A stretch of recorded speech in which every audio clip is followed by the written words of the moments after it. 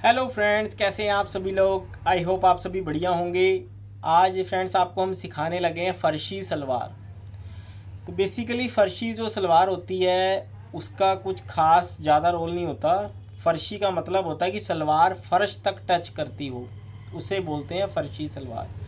That means कि हमारा पैर से पोंछा निकल के फ़र्श पे कहीं ना कहीं से टच करे, उसको कहते हैं फ़र्शी सलवार। इसका पोंछा पूरा लूज़ होता है, लगा के चलो पोंछा 8.5 9 इंच या 10 इंच तक पोंछा भी जाता है। बट हार्डली हम बनाते हैं जो 8.5 तक का पोंछा तैयार करते हैं, 8.5 9 8.5 9 इतना लूज़ पोंछा कि पैर निकलता रहे उसमें से और हल्का सा सलवार का फर्श से टच होती रहे और चलते टाइम उठी ऊपर रहे, फिर फर्श सा टच हो।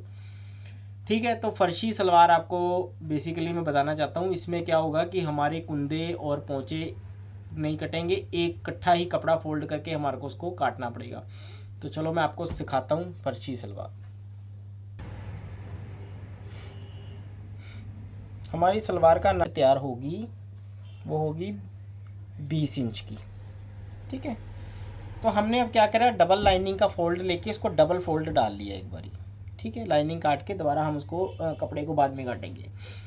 सेम ऐसे किया, 8.5 का पोंछा हमने यहाँ से छोड़ के और यहाँ से 2-2.5 इंच का मार्जिन रख लिया है कि सलवार लूज टाइट करनी हो तो दिक्कत ना है। हमने बेल्ट के लिए 4 इंच मार्जिन छोड़ दिया है।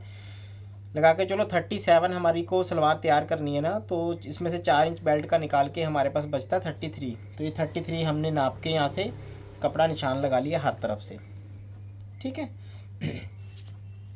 अब इसमें हमने करना क्या है वो मैं आपको बता देता हूँ। जो ये सलवार होती है ना हमारी, बेसिकली इसको यहाँ से ऊपर से हम आधा इंच डाउन करते हैं, बेल्ट वाले पासे से 1 इंच अप करते हैं। ठीक है, बस इसका रोल इतना सा होता है क्योंकि अगला पासा हमारा टच होगा बैक से, हमारा आसन से हमारे को कपड़ा मिल जाएगा। ठीक है, इसको हम 1/2 इंच डाउन कर रहे हैं, यहाँ से 1 इंच यहाँ से अप कर रहे हैं। ये इस तरह से जाएगी लाइन इसकी टेढ़ी। ठीक है, अब हमने आसन यहाँ से निकालना है, तो नाप ज़्यादा बारी नहीं, हमने आसन 10 इंच का निकाला है। बाकी हमारा काम बेल्ट से हो जाएगा। ये हमने निशान लगा लिया है। ये थोड़ी लुक इसकी स्ट्रेट सलवार की लुक की आती है, इसमें ज़्यादा चुनट नहीं पड़ती। बस हमारा जो खास उसमें रोल होता है वो इतना सा ही होता है। ये हम आगे से इसीलिए उसको डाउन करते हैं और पीछे से अप करते हैं। ठीक है, तो अब हम इसको करने लगे हैं कट।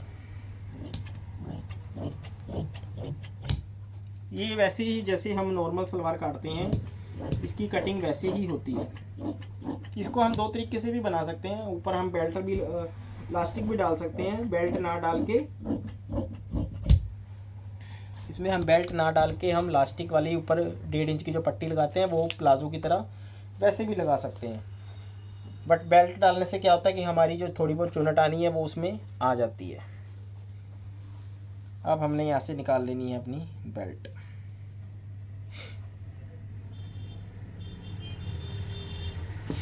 ठीक है, बेल्ट हम इसकी जो हिप है ना वो 17 के आसपास है, तो हमने 3 इंच का रख के 20 इंच हिप रेडी कर देनी। 21 इंच पे हम मार्क लगा रहे हैं। बेल्ट हमने इसकी जो डालनी है 7.25 इंच की डालनी है। अगर नाप हैवी होता तो हमारे को 7.5 की डालनी पड़ती बेल्ट।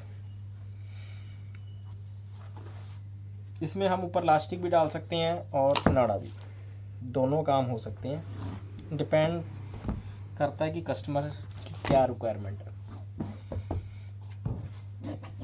लाइनिंग हो या कपड़ा, हमेशा कान का ध्यान रखना है, टेढ़ा नहीं काटना।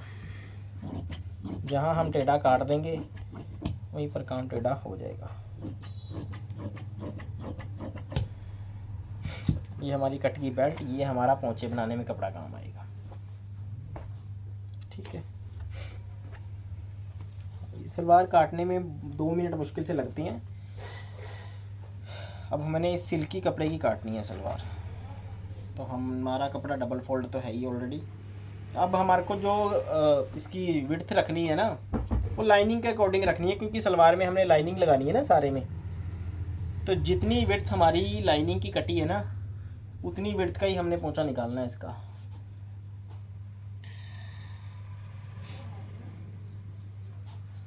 क्योंकि लाइनिंग की विड्थ भी ठीक होती है। अगर फिर भी कस्टमर अगर आपको कहे तो फिर आप लाइनिंग में जोड़ डाल सकते हो आसन वाली साइड से, अगर लाइनिंग आपको कम लगे तो। हमारा कस्टमर की जो नाप है वो ज़्यादा हैवी नहीं है, इसीलिए हमारे को इतना पोंचा ही इनफ रहेगा, इसलिए हमने लाइनिंग में जोड़ नहीं डाला। देखो ये रखने का तरीका होता है, हम थोड़ा सा तरीके से कपड़ा सेट कर लेते हैं, नहीं तो कई बार बिगनर्स जो होते हैं ना वो यहीं पर ही गलती कर बैठते हैं, उनको कपड़े की कन्नी का हिसाब नहीं आता। हमारे को कन्नी देख के कपड़े को रखना पड़ता है कि चारों पल्ले इक्वली हो गए कि नहीं हो गए। हल्का सा चारों कन्नी को पकड़ के ऊपर को खींचोगे ना तो ये सारे कपड़े बराबर हो जाता है। ठीक,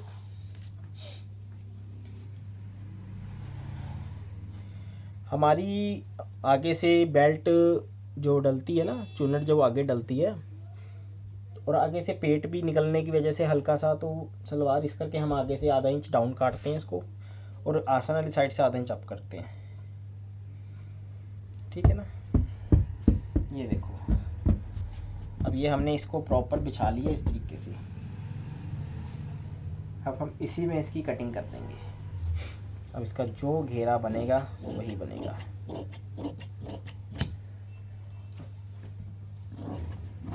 अगर नाप बहुत ज़्यादा हैवी होता, हाइट बड़ी होती, तो हमें डेफिनेटली लाइनिंग में जोड़ डाल के इसको और खुली करनी पड़ती। फर्शी सलवार में हम कुंदे और पोंचे एक साथ इसीलिए काटते हैं ताकि इसके हमने पोंचे ना बड़े और काफ़ी सारी सिलाइयाँ लगा के बनानी है, तो फिर जो कुंदे और पोंचे जोड़ते हैं ना उसकी सिलाई आपस में नीचे की सिलाई की फिनिशिंग को तंग करती है। ठीक है, ये हमारी कटिंग होगी है बॉटम का पार्ट। अब हमने करना है इसका बेल्ट की कटिंग।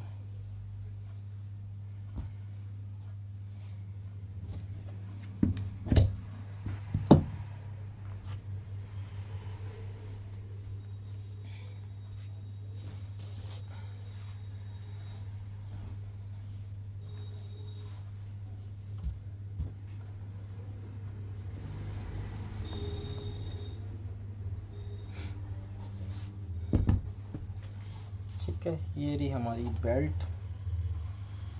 बेल्ट ना नाप के हिसाब से डाली जाती है। नाप अगर हैवी हो तो हमारे को यही बेल्ट 8 इंच तक भी काटनी पड़ सकती है। जब नाप कम हो तो ये बेल्ट हमारे को 7 सवा 7 तक काटनी पड़ती है। सारा कुछ डिपेंड होता है नाप के ऊपर, आप अपनी मर्जी से कुछ नहीं कर सकते।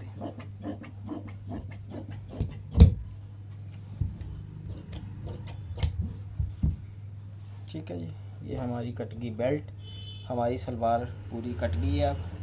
अब आपको पूरी स्टिचिंग की हुई आपको वीडियोस दिखाएंगे हम कि सलवार बन के कैसी लगी। इसके पोंचों पे हमने ये वाली लैस ऐड करनी है। ठीक है, पोंचों पे इस लैस का थोड़ा सा डिज़ाइन बना देंगे, सुंदर लगेगा। और फर्शी सलवार में ज़्यादातर क्या होता है, ये हमने एक सलवार पहले बनाई थी किसी की, इसका मैं दिखाता हूँ आपको रिव्यू। ये देखिए इस तरह का पोंचा सीधी सीधी लाइनें मार के भी आप बना सकते हो। आप चाहो तो इस पर सिप्पी वगैरह कुछ भी मोती वगैरह का डिज़ाइन भी डाल सकते हो, ये सब आपके हाथ में है। ठीक है, अभी कस्टमर ने हमारे को इसी तरीके से बोला कि लैस लगा के डिज़ाइन डाल देना है, तो हमने ये कवर करना है। इसका पोंचा देखो इसीलिए लूज़ होता है, 8.5 इंच का पोंचा और लॉन्ग। ठीक है, तो बाकी हमारी वीडियो को वॉच करने के लिए आपका बहुत बहुत शुक्रिया।